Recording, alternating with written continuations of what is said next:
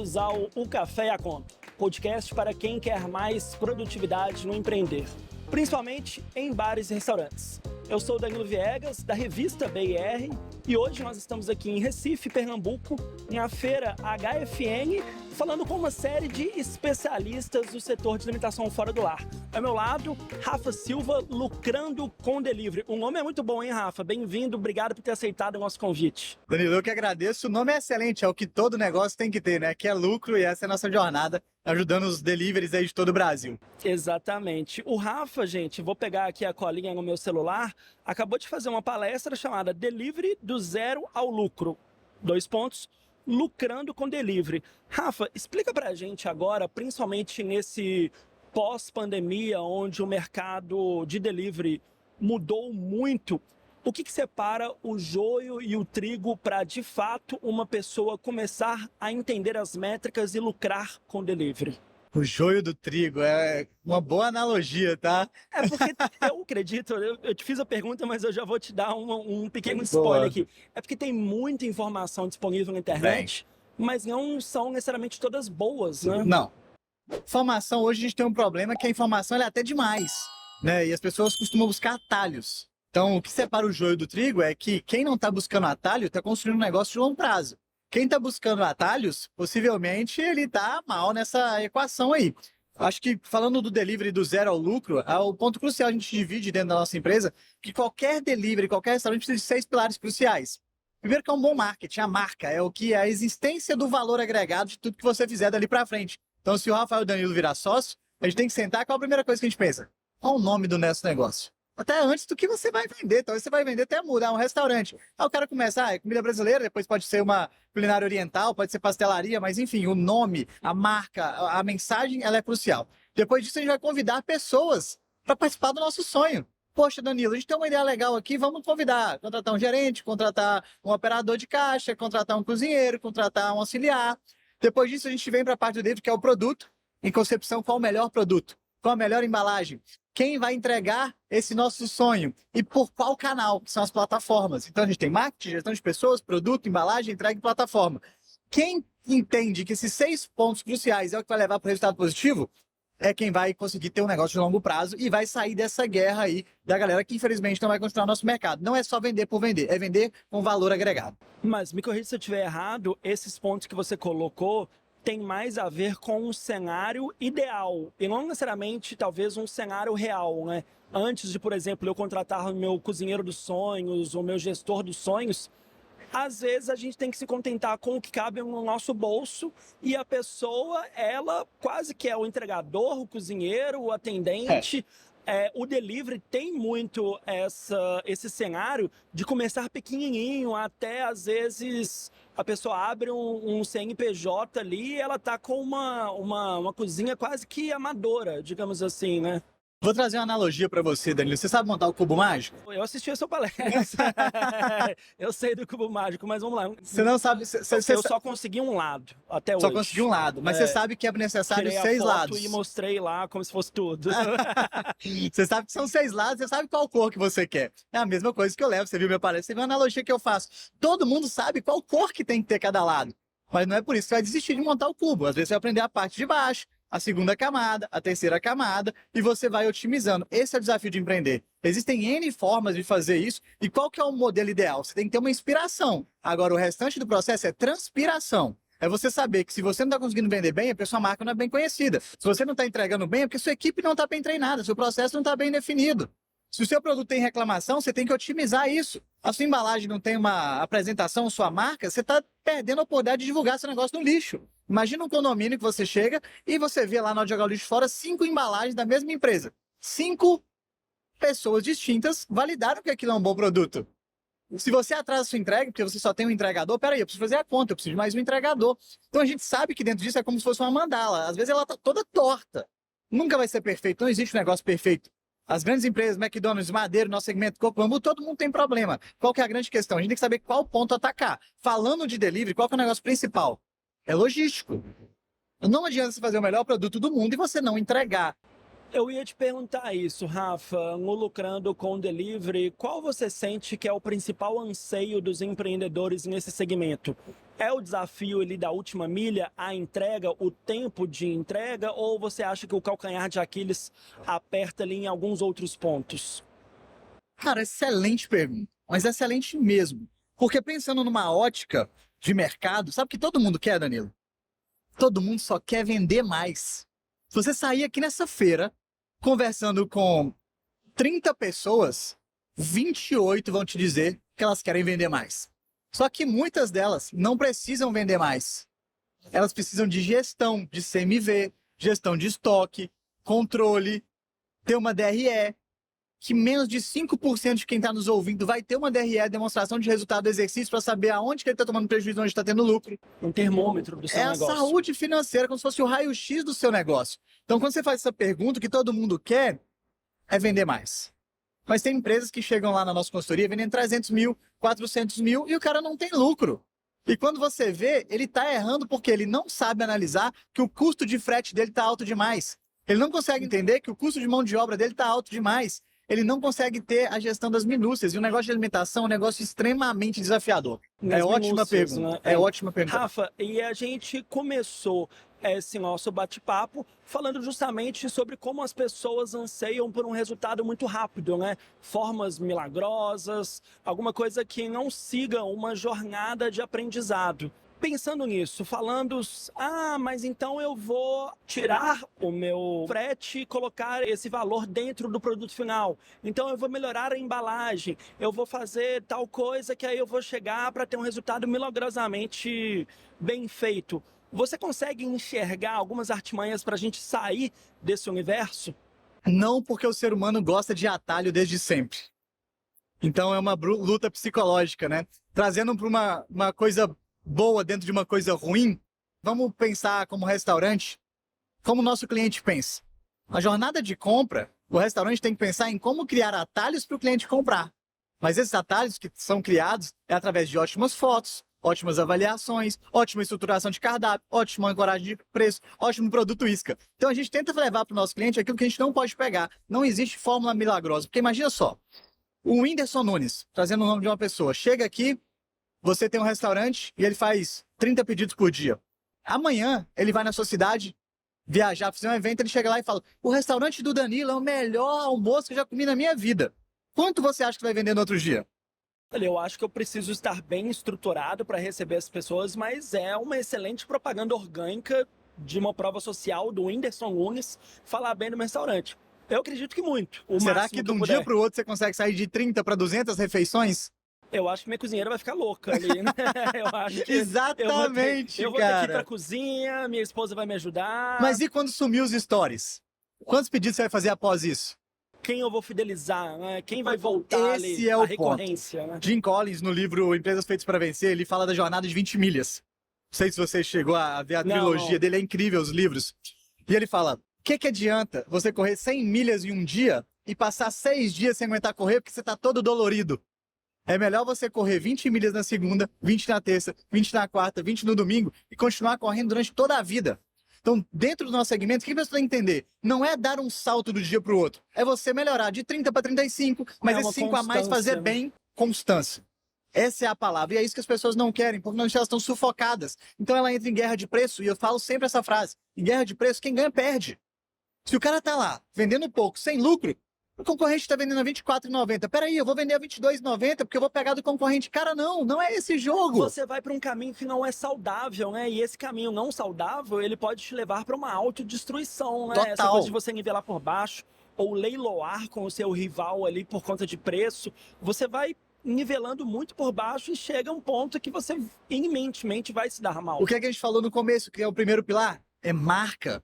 Então, eu considero o delivery um serviço onde a pessoa tem a consciência que ela tem que pagar pelo, não vou dizer que é luxo, pelos benefícios de não ter que sair, não ter que fazer compra, não ter que cozinhar. Então, o cara vai pedir do conforto e ele tem que valorizar esse conforto.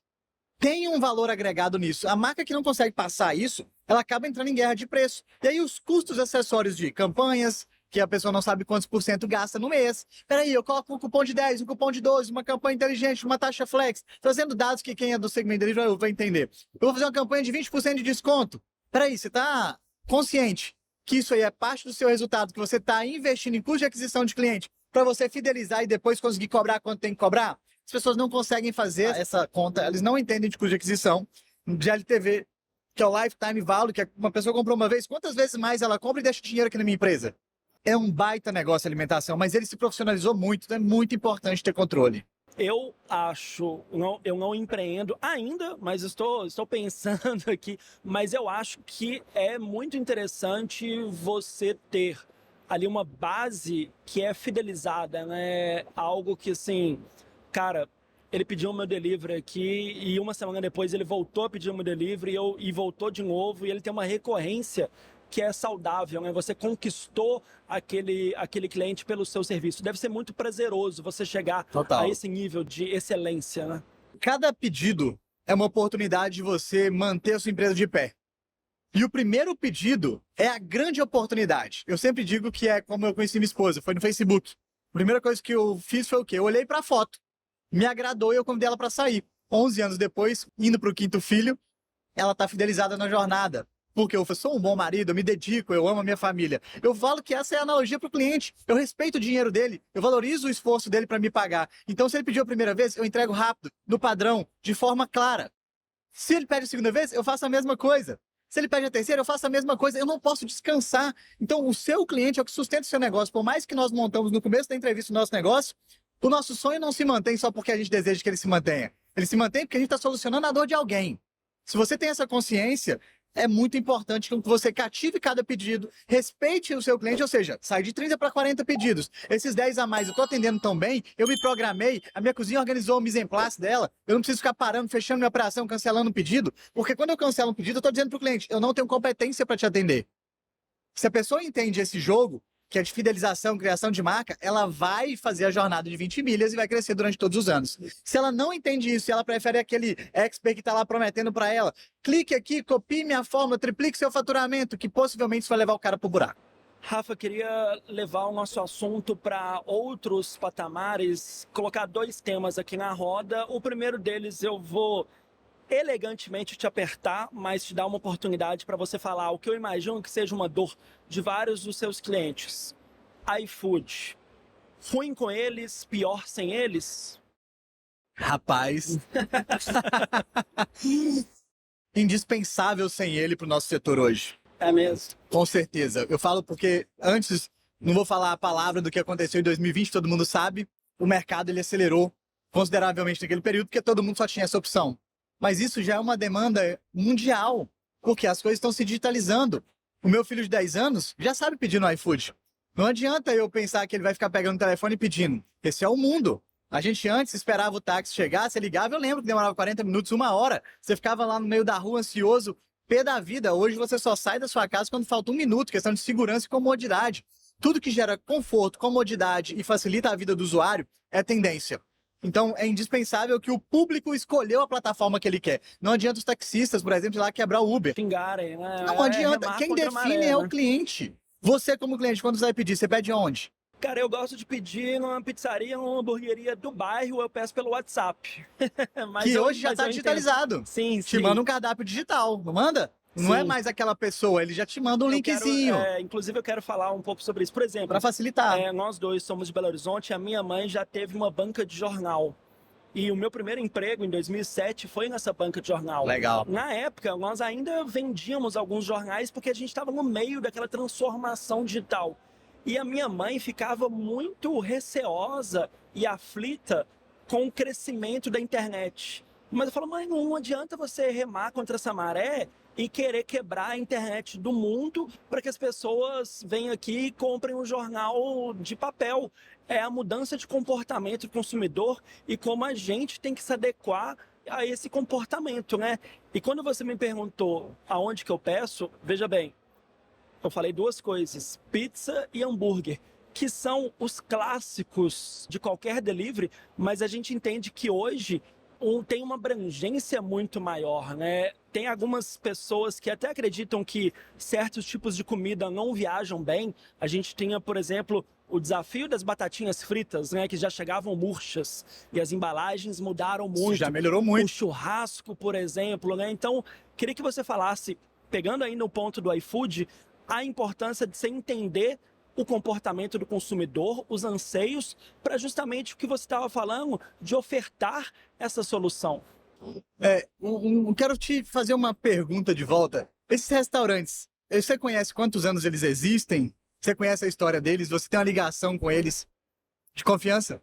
Alguns sim, outros eu estou mantendo. Eu moro no bairro onde eu nasci, então eu tenho uma memória afetiva até quando meu pai ia nesses lá, lugares?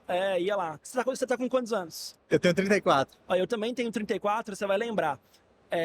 Nos anos 90 tinha ioiô da Coca-Cola. Ioiô, aquele que você jogava ali.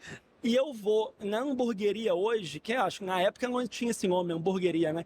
Que vendia esse ioiô da Coca-Cola, da Suquita. Então eu tenho uma memória afetiva Que legal. que dá o cheiro da infância. Eu lembro de indo lá com os meus irmãos, com os meus pais. E eu vou Você lá está até reforçando hoje. que o marketing, a marca é mais importante. Exatamente, mas o hambúrguer tem que ser bom também. O né? produto tem que ser bom, mas a marca, tá vendo como que é isso? O storytelling da relação afetiva? É isso que as marcas têm que criar. Então isso faz ela vender pelo canal que interessa a ela. Porém, ela tem que entender que essa geração está cada vez diminuindo mais. Cada vez Sim. mais. Então você pega as pessoas da geração Z, um caso clássico hoje, todo o conteúdo do TikTok, 60% do conteúdo do TikTok é relacionado à alimentação. Os jovens da geração Z zoam a gente que usa Instagram. E eles usam o TikTok como ferramenta de busca mais do que o Google. Eu vi isso, eu fiquei assustado. É assustador. Então, né? olha só, eles estão ditando um ritmo para o mercado. Eu, como empresa, que dependo de uma geração que é dos anos 2000 para frente, vamos esquecer a nossa década de 90 aqui, tá dos anos 2000 para frente, aonde eu iria injetar minha grana para trabalhar meu marketing? É essa sacada que tudo tá mudando dentro do segmento, entendeu? E eu acho assim, se você deixar com que o seu concorrente pense isso antes de você, ele vai chegar primeiro e ele vai beber água mais limpa, né? Se você começar a colocar um TikTok em 2026, irmão, já passou a onda. Se você montar um restaurante amanhã, Danilo, você coloca o iFood ou não? Coloco Com o iFood. certeza. Respondendo a minha própria pergunta, eu vou reclamar do iFood. Fala, poxa, foi um sócio que eu não escolhi, mas eu vou jogar com as regras do jogo deles e surfar o que é me prometido. Então, assim, se minha taxa do iFood, vamos supor, seja 17%, eu vou trabalhar muito para absorver essa taxa, para que essa taxa não seja prejuízo para mim. Falei assim, olha, se eu vendia 50 sem o iFood, com o iFood, eu vou vender 200, 300, 500. E você conseguiria trazer esse cliente a esse custo fora? Se pegar 100 mil, com 17 mil, você consegue investir em marketing e trazer 100? É um sonho, né? Difícil.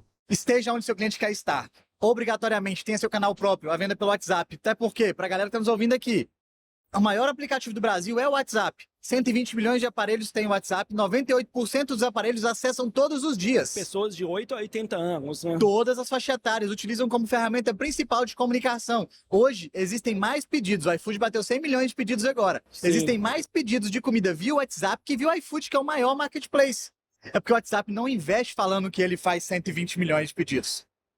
Mas esteja onde o seu cliente está. Então, se ele está querendo sinal de fumaça, contrata o índio que faz o sinal de fumaça e fala que tem delivery ali. Porque o que sustenta o negócio a longo prazo é o cliente, indiscutivelmente. Tava pensando no sinal de fumaça, eu lembrei da música do Milton Nascimento, que ele fala, o músico tem que estar onde o povo está, né? Possivelmente. Alguma coisa assim, né? Você estava me questionando sobre o iFood ser amigo ou vilão. É indispensável, e se vai ser amigo ou vilão vai depender da sua precificação, da sua força de marca.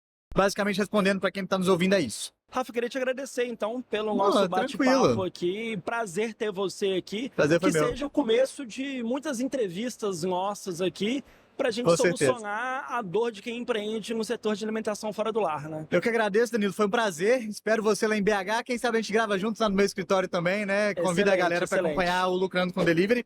E meu Instagram, Rafael Silva MG, Rafael com PH. Tem todos os nossos conteúdos lá. A gente viaja o mundo hoje levando conteúdo.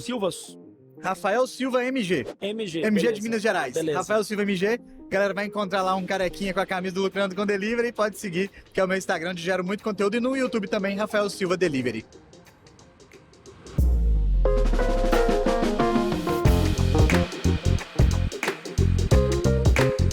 Bom, pessoal, é isso. A gente volta no próximo episódio do Café e a Conta. Um abraço e até lá.